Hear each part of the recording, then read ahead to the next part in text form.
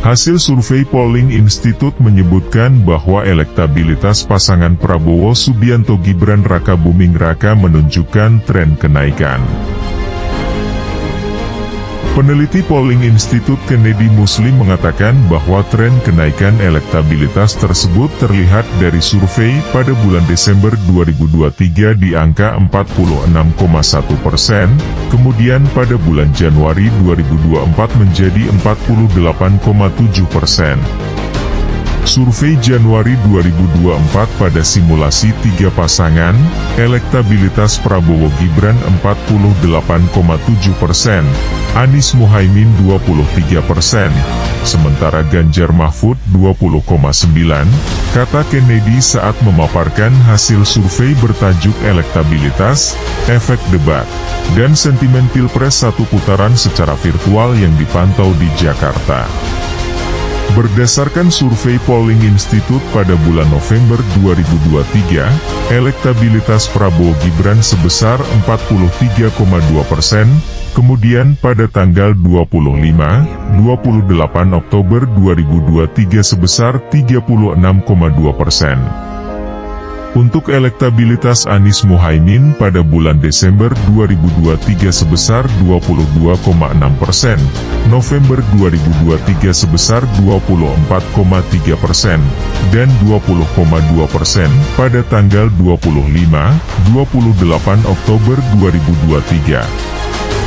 Tren elektabilitas Ganjar Mahfud pada bulan Desember 2023 sebesar 20,5%, November 2023 sebesar 24,1%, dan 29% pada tanggal 25-28 Oktober 2023.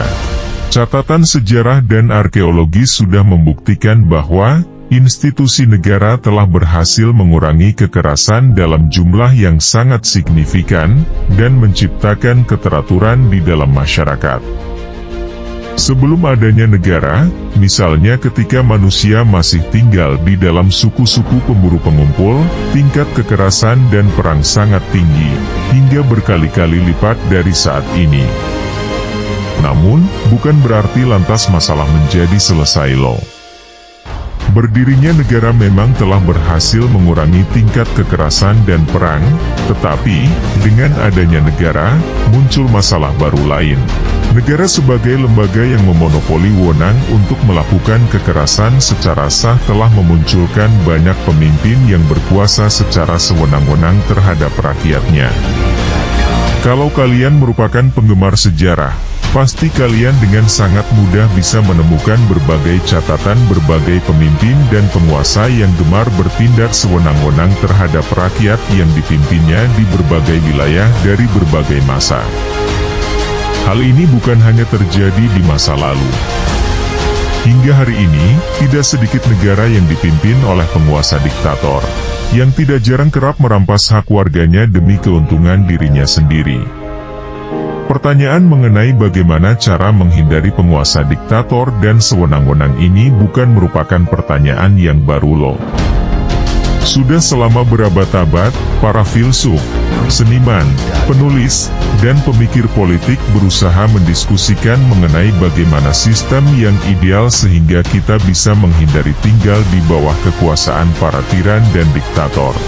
Nah, negara kita, Indonesia, juga merupakan salah satu negara yang juga memberlakukan pemisahan kekuasaan tersebut agar terhindar dari kepemimpinan diktator. Pada tingkat nasional, Dewan Perwakilan Rakyat, DPR, berfungsi sebagai lembaga legislatif, Presiden sebagai kepala lembaga eksekutif, dan juga Mahkamah Agung dan Mahkamah Konstitusi memiliki peran sebagai lembaga yudikatif.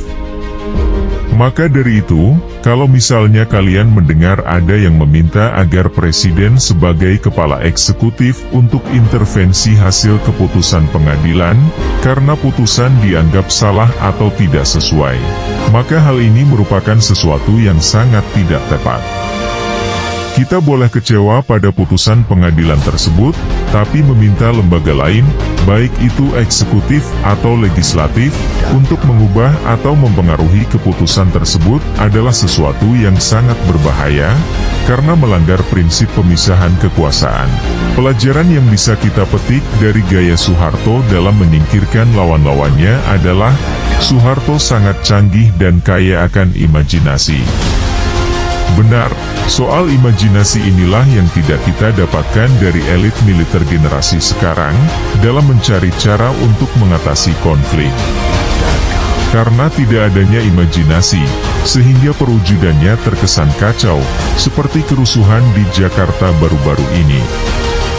Seperti telah dikabarkan media, bagaimana mungkin seorang perwira sekelas Letjen Purnawirawan Sjafri Samsudin bersedia turun ke lapangan untuk bergabung dengan para demonstran. Ikut turunnya Sjafri hari itu bisa dibaca sebagai terjun bebas bagi seorang jenderal. Masih segar dalam ingatan kita, ketika Sjafri ditunjuk sebagai Wakil Ketua Umum Panitia Penyelenggara Asian Games 2018, Inasgok, jadi Sjafri adalah wakil dari Erick Thohir. Dengan kata lain, rezim Jokowi masih memberi kepercayaan pada Sjafri saat itu. Dalam hitungan bulan, Sjafri sudah turun ke jalan. Lalu apa yang dicari Sjafri? Saya kira Sjafri adalah representasi dari kelompok purnawirawan yang tidak mau belajar dari Soeharto. Para purnawirawan itu kurang sabar. Mereka menjadi limbung ketika tak lagi berkuasa.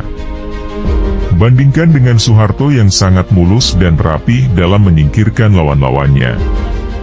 Seperti ketika Soeharto menyingkirkan Suwadi, itu baru dilakukan Soeharto pada awal tahun 1970-an, padahal Soeharto sudah berkuasa penuh sejak 1966. Miskin imajinasi itu pula yang menjadikan para purnawirawan jenderal tidak memiliki kreativitas dalam menciptakan ruang pengabdian baru pasca pensiun. Selama ini ada pernyataan klise, purnawirawan tidak mengenal istilah pensiun dalam mengabdi kepada bangsa dan negara. Statement ini kemudian ditafsirkan mereka sendiri secara sempit, bahwa mengabdi itu artinya tetap dalam lingkaran kekuasaan. Ini seolah jebakan bagi para purnawirawan jenderal, mereka terkurung dalam asumsi yang mereka bangun sendiri.